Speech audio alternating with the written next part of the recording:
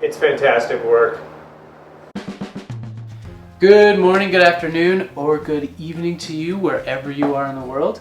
Today I'm going to show you how I went from a raw slab with cracks, knots, and holes to this beautiful finished product that's ready to put on legs and become a really awesome table. We're going to do this in 3 steps or stages. The first step is to clean everything up and pour the epoxy in the holes, knots, and cracks.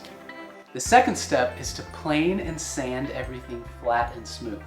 Don't worry if you don't have a big planer. I have a workaround for that, and it doesn't involve a huge router sled.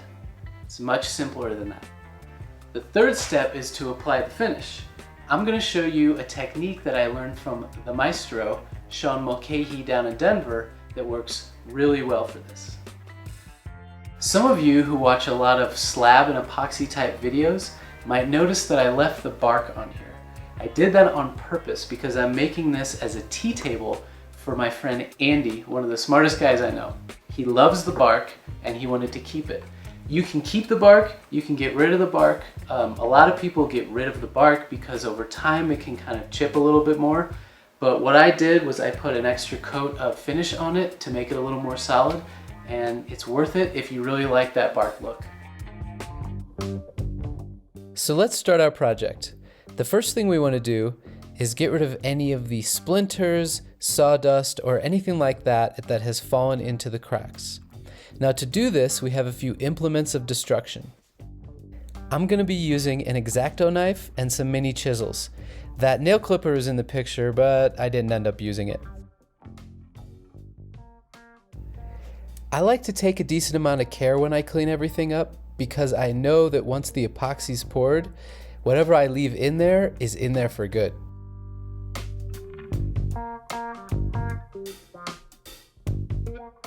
This particular slab had some holes where beetles burrowed into the tree.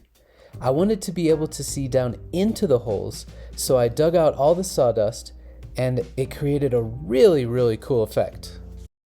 Now it's time to get ready to pour the epoxy. In the past, and maybe you've seen this on other videos, I've built a whole frame around the slab. But here, we're just trying to fill those cracks and knots so we can do something totally different and super simple. I take some extra strength Gorilla Tape and I cover the underside of where I'm going to pour the epoxy. Of course, you want to make sure that the tape overlaps itself a little bit so there's no gaps in between.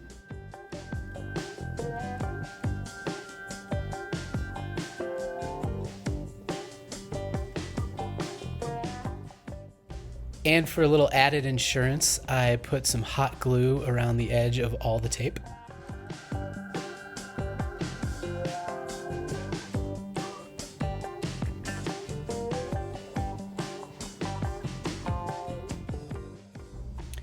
And then I flipped the slab over and added a little more hot glue just to make sure there wasn't any epoxy that was going to leak out. All right, now it's time to mix and pour the epoxy. I'm using a clear epoxy here that's a 50-50 mix of hardener and resin. The reason I'm using clear here and not adding any color pigment is so I can see down into those beetle holes and into the knots so I can see all the character that the tree has.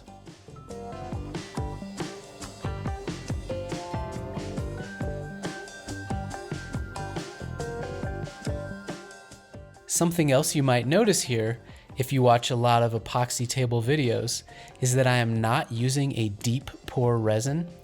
I don't need to use a deep pour resin here because I'm just filling the cracks in the holes. If I was going the whole depth of the table in kind of a wide span, like a river table or something, then you would want a deep pour resin. But here, we don't need to do that.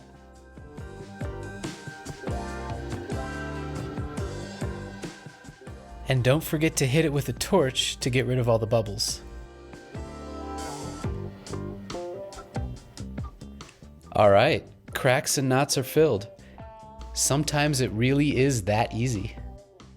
Not always, But if you keep a positive attitude and stay relaxed, oftentimes things just work out.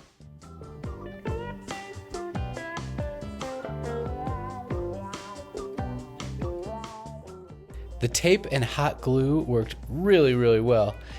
You can see those couple drops on the end there, but that's actually from epoxy leaking through the knot and not through the tape. So what I should have done there is just put a little more tape on the knot. The other thing about the tape method is it comes off so fast and easy. Sometimes you do have to clean up a little bit of the sticky stuff, but that's no big deal. I wanted to give Andy the choice of which side of the slab to use as the top of the table. So I went ahead and filled in the cracks and knots and holes on the other side too. Which of course means double sanding, but who doesn't love sanding for hours? Cool, epoxy is poured and now it's time to plane and do all that sanding. I told you that I had a workaround for not having an industrial-sized planer or not wanting to build a big router sled. A couple of years ago, I found this electric hand planer at a resale shop for $20. I've found it perfect for this job. The slab is already pretty flat after being milled. What we're trying to do here is level out the raised epoxy. So I set the planer to take off the least amount of material as possible and just go over it a bunch of times. You don't want to take too much off at once or you risk chipping the wood.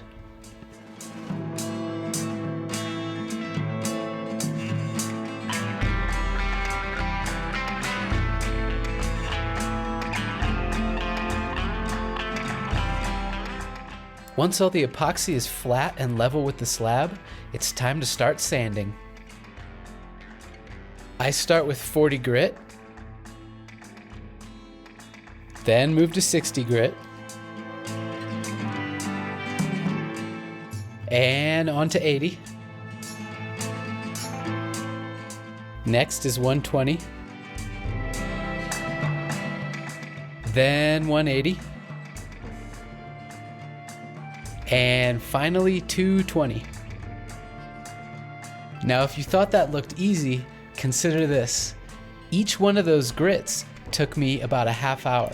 And in between each one of those grit stages, I used the vacuum, I hit it with some air, and then I wiped it down with mineral spirits to really clean everything off. Now, many people like to use water in between sanding grits because it raises the grain of the wood. Sometimes I use water, sometimes I use mineral spirits. It's all what look you're going for at the time. My advice to you is play around with both and see what you like best. All right, now that we're finished planing and sanding everything smooth, it's time to apply the finish. I'm going to be using a classic recipe of equal parts mineral spirits and oil, tung oil in this case, and varnish. Mix the three up in thirds and voila, you have a great classic finish that you can use for many things. Okay, now that we have our 3-part mixture all mixed up, we'll put some gloves on because it can get kind of messy. Now I'm going to show you a technique that Sean Mulcahy down in Denver, the maestro Sean Mulcahy, showed me to apply a finish like this. It's a really brilliant idea, really simple. So what you do is you take a simple cloth, it could be a piece of an old t-shirt, one of these blue towels, and you bunch it up. Many things will work, you just need something that's going to kind of gather the finish, gather the juice of the finish. So you take a piece of tack cloth and you put your wad in the middle. Put your wad in the middle of it, fold it over the ball, twist a couple times, and there you go. What are we calling this? Applying dabber. Wad applier. Applying drop, finish applier. The next step in Sean's magic technique is to apply in a pendulum motion.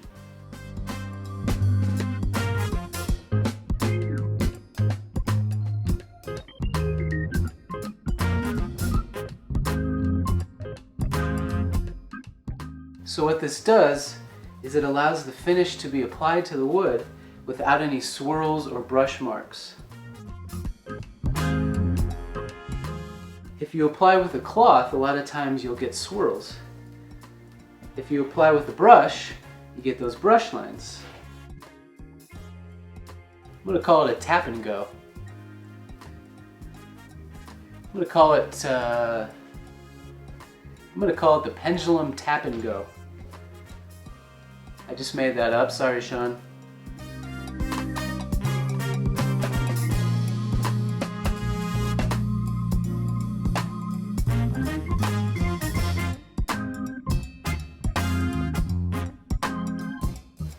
Now that we're all finished, I'm ready to take this over to my friend Andy's house to see just how much he loves his new tea table. Let's go.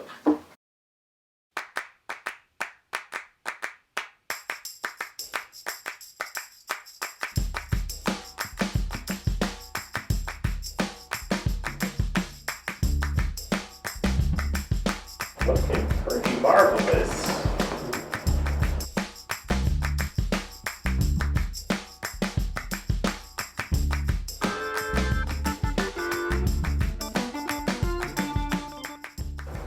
Wow. I don't think it could have turned out better, man. Look at all the grain you got here. You got the depth, the epoxy work is clear. It's fantastic work.